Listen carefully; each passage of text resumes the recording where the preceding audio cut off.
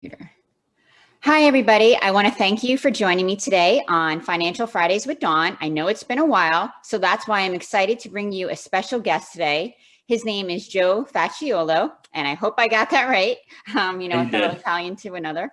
And what we're going to be talking about is how much should you put down when you take out a mortgage? So you definitely do not want to go anywhere. You want to stay tuned and listen to Joe because he has some great insight to offer us.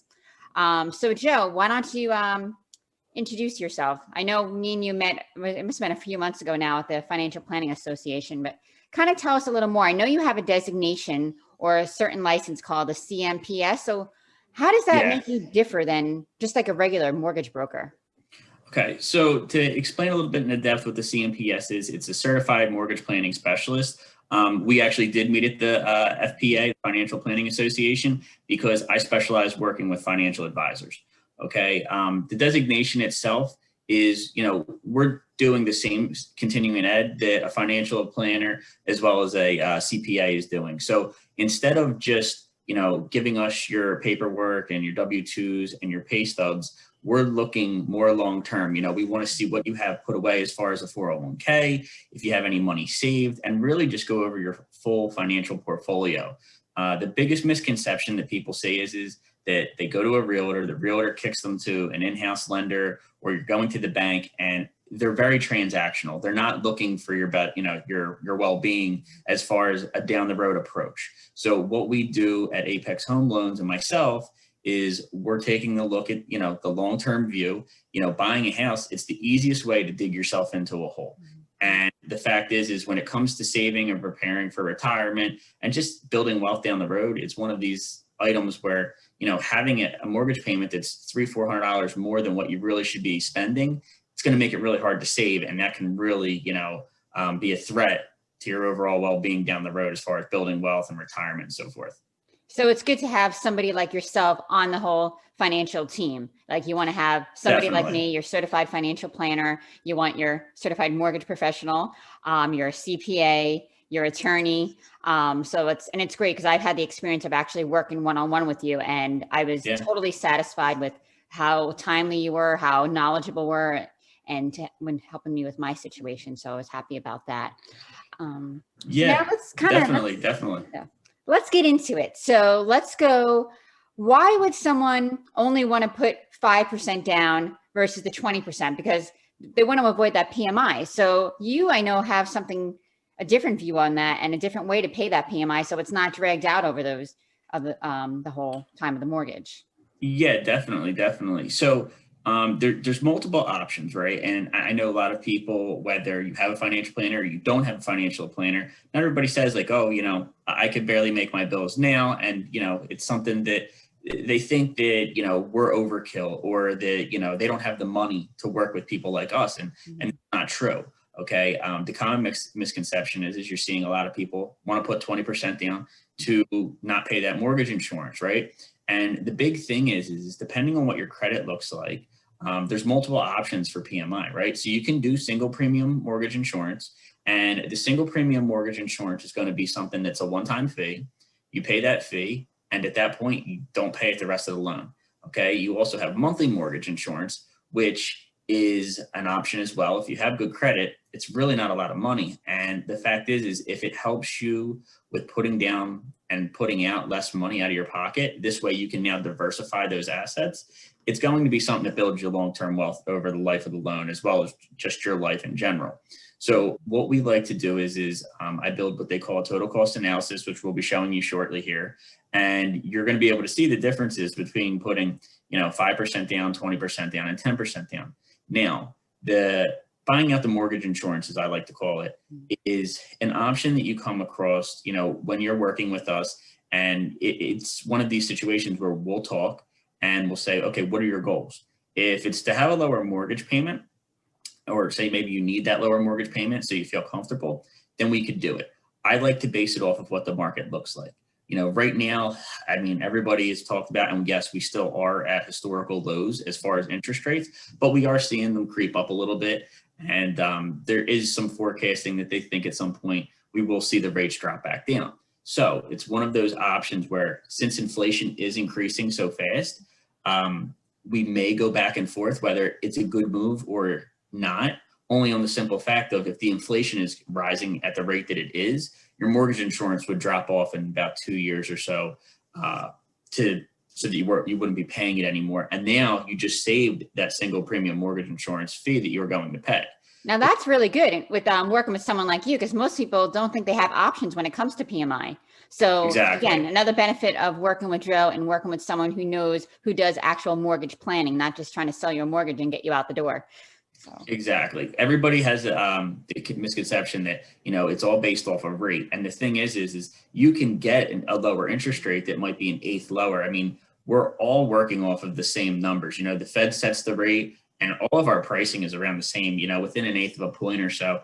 And the fact is having the structure, having the plan behind it, you can actually have a higher interest rate. But with me showing you how to invest that money and how to make more money with that money, it's actually going to save you significantly more than if you did just take the loan with the lower interest rate. So it's really about structure. And that's where, working with a mortgage planner versus just a loan officer, a mortgage banker, and somebody, sitting behind a desk punching numbers, that's something that they're not going to be looking for. Okay, well, great. Let's get into it. Like, we're all excited here. Let's see this example that you have. Okay, so I'll show you real quick what we have working here. All right, can you see my screen now? Yes. Mm-hmm. Okay, so this is what I call the total cost analysis, okay? As you'll see, you can look in this summary box right here. You'll see the purchase price I highlighted. This person was buying a $350,000 house, okay? And the interest rate, now typically if you're putting more money down, you'll see the interest rate be a little bit higher, but from usually 20 to just say, a 90 or 10% down, okay, you're going to see that the rate on the 10% down is actually going to be a little bit lower than it would be on a 20%. Okay, so in here, I did put it 3.375 going across the board. You'll see that highlighted. The purchase price was $350, and then you'll see your monthly payment. Okay, for the 20% down, you're looking at $1,652. For the 10% down, you're looking at $1,856, and for the 5% down, you're going to have your highest payment, $1,944.93. All right, below that, you're going to see your cash to close. So cash to close is going to be your total out-of-pocket expenses, including your down payment, your escrows, and so forth. All right, and then like your recording fees, title insurance, and all of that. All right, so you could see across the board that obviously the 20% down, because you're putting the most money down, is going to be the highest. Mm-hmm. And it goes down as you lower that down payment. Now, the final option that I like to show people here is the freedom point. These are all 30-year loans, but shortly I'm going to show you why this 10% down and this 5% down option both have lower figures than a 30-year. They're all going to be based off the 30-year, but what we do is we do some investing strategies with the differences in the money that you were going to be putting out to show you how you can pay the home off earlier. Yeah. So let's hop into that. Yeah, and that's great. That's what I show clients too. Well, we have a side fund. Well, we get the 30-year mortgage. We have the side fund. And if we want to, we could pay it off sooner. So we have options, which is exactly. And the big thing is that everybody, always shoots for, and this was something that was taught years ago, and you learned it from your grandparents and your parent. Everybody was always under the impression, pay your mortgage off. And granted, when you retire, yes, that is something that, depending on what your financial, status is, it may be a benefit, it may not be a benefit. But the fact is when you're still at historical low interest rates, we're looking under 3.5% at this point, it's not worth it, especially when you have other payments or say credit card debt that, you're getting hit for 18, 20% on monthly. The biggest thing is, and I feel like you could agree with this, Dawn, is you want to keep, it's okay to have debt, but you want it to be manageable. You don't want to have high interest items on your credit. Those are the things that you want to get paid off first, and you keep these lower interest items last on the list to be able to pay off. Exactly. And you want to be able to have access to capital. If the money's in your house, you can't really access it if you lost your job because they're not going to give you money. Or like I know one bank, they weren't even doing any refinances throughout this whole pandemic. Yeah. So you're kind of stuck. So you're actually safer if you have your money elsewhere that you could access it. I know a lot of people feel safe with their home paid off, but if you can't get to that money, how safe are you? Exactly. And to touch on that point, and that's a great example. Yes, you're right. As far as from a lending standpoint, if you were to say lose hours or, get laid off or something like that. And, during the pandemic, we had a ton of people in that situation. And that was the big thing. I had, not any of my clients, because again, they were pretty well diversified, but I had a lot of people come to me, new clients that I met, and they said, "Hey, Joe, I'm kind of strapped for cash. Like I need to be able to pay my taxes and I need to be able to pay my insurance and, bills, and everything's kind of, stacking up here. And I haven't gotten any of the money yet for the assistance." And I said, "Well, unfortunately, we're kind of stuck because you can't get approved for a refinance or even pulling cash out if you don't have a job. If you lose your hours and the numbers don't make sense and you have a lot of debt, like just because you've been paying that house for 20, 30 years, the lenders and the investors, that's not something that actually they're concerned about. They're more concerned of what do the numbers look like right now."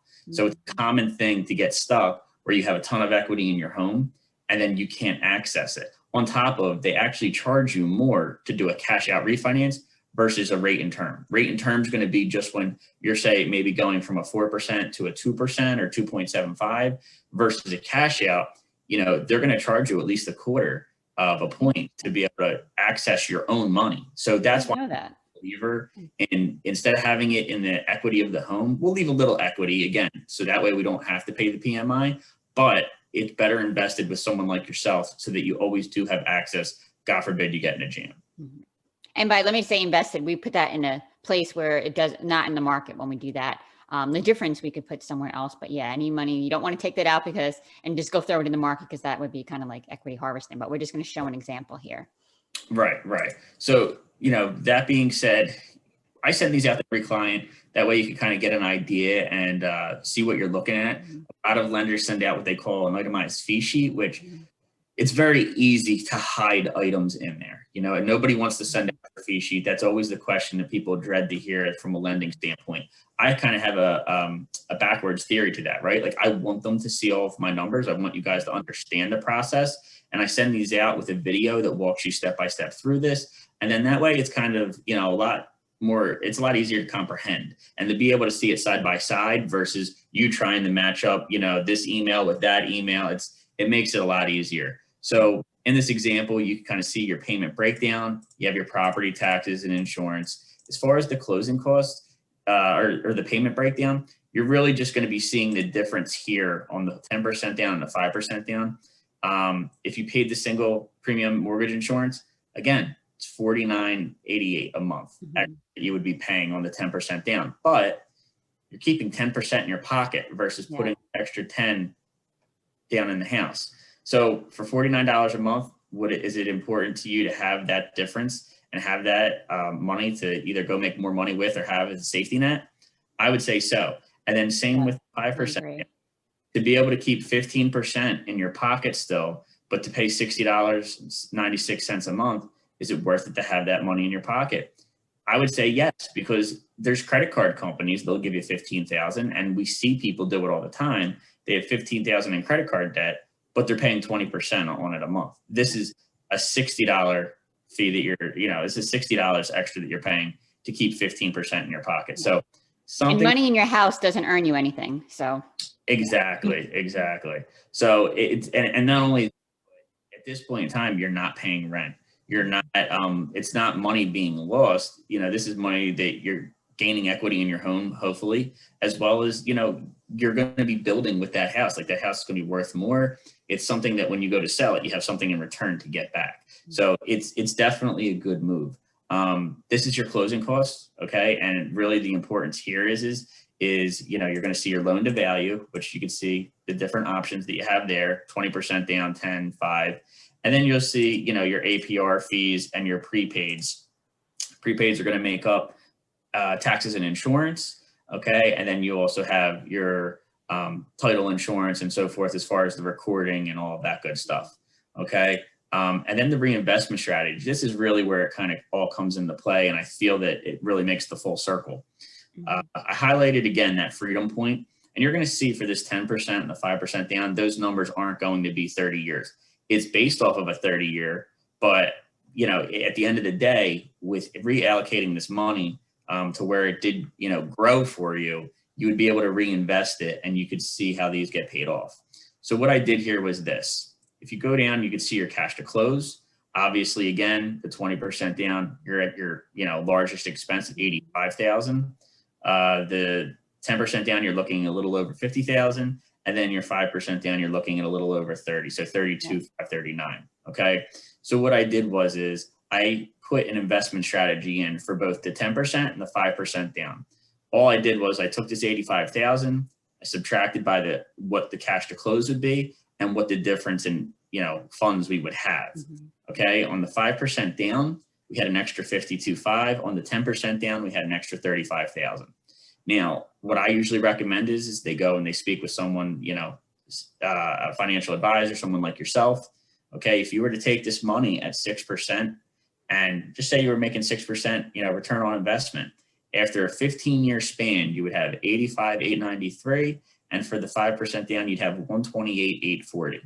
If you reallocated that money in the 15 years back into your account or back towards your mortgage, you would have the mortgage paid off in a little over 21 years on the 10%, a little over 18 on the 5%. So this is something where you can use that money however you want, whether you want to start a retirement fund, whether you want to start a college fund for your son or daughter. Maybe you have a retirement fund with work, but maybe you have children and you want to look towards, the college fund, or even just for a wedding, something where when you are older, you're not going to have to dig deep in your pockets to put out $20,000, $40,000, $50,000. So again, we really just want to help you make your money work for you and make more money with that money and build wealth over your lifetime. Yeah, because like what we're saying here basically is that if you could afford to pay that 82,000 front, don't do that. Or what is it, the 85,000?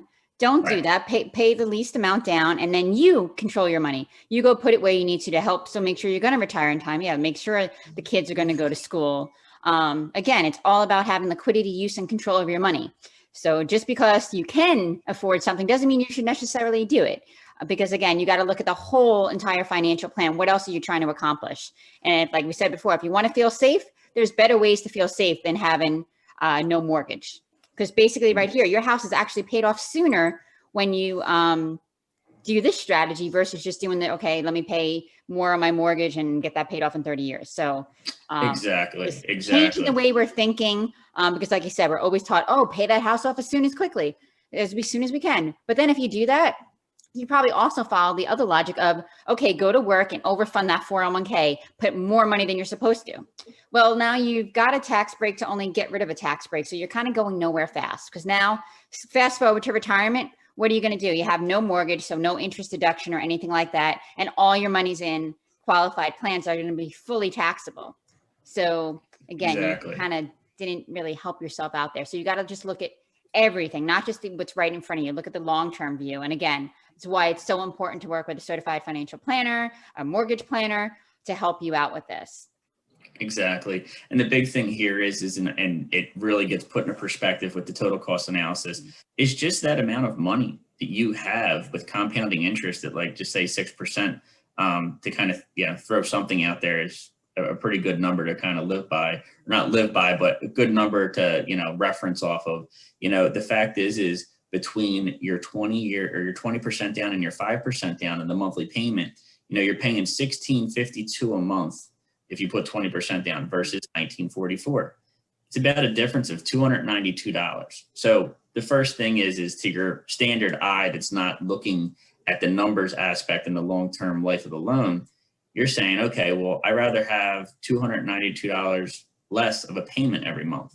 So if you were to save that $292 times 12 months, right, over 15 years, and you didn't have that money up front, it was something you were just saving, over the 15 years, you'd only have $52,560. So it goes to show you that having that, money up front, having that $52,000, look how much money you could possibly make over that 15-year term by having it up front versus saving it and accumulating it over that time.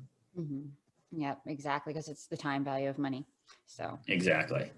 So this was great. So now how I have, my audience is national. My clients are national. So how could people find you, even if they are local? Like, I know you work with other partners too, if they're not right here local to the PA, New Jersey, Yeah. Delaware area. Yeah. Yeah. So I'm licensed in PA, Jersey, and Delaware. We'll be expanding to Florida and Maryland shortly, as well as Connecticut. So if they want to reach out to me, what I'll do is we could put my email in the bottom of the show notes. That way they can access me there. You can go to www.financewithfacciolo.com and you can contact me through there. And my phone number is 610-476-1159. That's my cell. And questions, comments, anything you have, if you have a situation, whether it's purchase or refinance, and you want to see a total cost analysis with some options, maybe you're trying to consolidate debt. This is something where, we're looking to help people save where they can. We're looking to lower monthly expenses and just make sense of your financial portfolio. That's the biggest thing that I see a lot of people, they're overextending, and you can get it back on track. Never think that you're in the hole and, it's too late. There's always a way to do it. Sometimes you do have to sacrifice a little bit, but at the end of the day, if you start with someone like myself, when you are going to buy that first house, it's really going to help you out as far as the long term of not getting yourself dug into too deep of a hole. Yeah. Well, I want to thank you. This was very informative, and I hope we helped a lot of people out there. And you guys know how to find me, but just in case you forgot, you could reach me at 215-660-0288. You can visit my website at dsfinancialstrategies.com, or you can email me at dawn@dsfinancialstrategies. Until next time, have a great day. Thanks for having me. Have a good one. Thanks, you too.